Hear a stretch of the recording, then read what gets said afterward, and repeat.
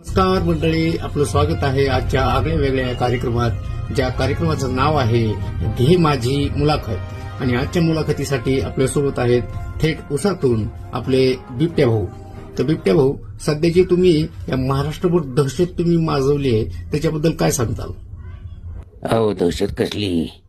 आम्ही रात्रीचं बाहेर फिरायला निघतो, दिवसा असती ट्रॅफिक म्हणून रात्री निघतो. त्याच्यात कसली आली दहशत? लोक आम्हाला बघून घाबरतात, त्याला आम्ही काय करणार?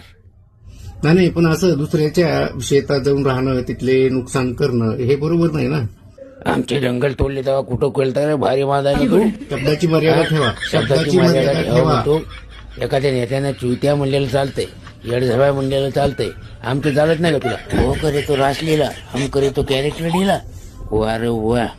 त्यांची एक बातमी माझ्याकडे, ती बातमी आधी तुम्ही पहा. आणि यातच आता चक्क गावात बिबट्या येतो, त्यामुळे संबंधित गावातला मुलगा नको असं म्हणायची वेळ शिरूरकरांवर आली. आता सांगा, असं जर तुमच्यामुळं जर मुलांचे लग्न मोडत असतील तर काय उपयोग आहे? मग आधीच तर कुठं भेटणं झाली, तिथे भेटायची तर ते तुमच्या नावावर घेऊन मुली द्यायला तयार नाहीयेत, ते तुमची दहशत तिथं असल्यामुळे. तर यावर पण काहीतरी विचार करावा लागेल ना. माझी महाराष्ट्रातील तमाम जनतेला हात जोडून नम्र विनंती आहे की लग्नाच्या मामल्यात आमचं नाव बदनाम करू नका.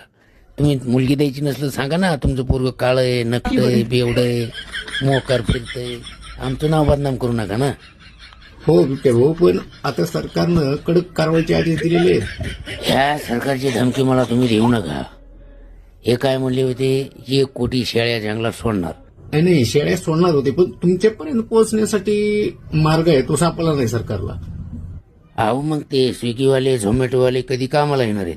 त्यांना ध्यानात पाठवून इकडे जंगलात. हो, याचा तो विचार सुद्धा त्यांनी केला नसेल. बरोबर आहे, झोमॅटो आणि स्विगी हे देऊ शकतात तुम्हाला. आणि ते शेळ्याचं काहीतरी होईल, पण तुमची दहशत तुम्ही बंद करा, किंवा नाहीतर मग हे जे सरकार आहे ते कडक पावलं उचलू शकतं.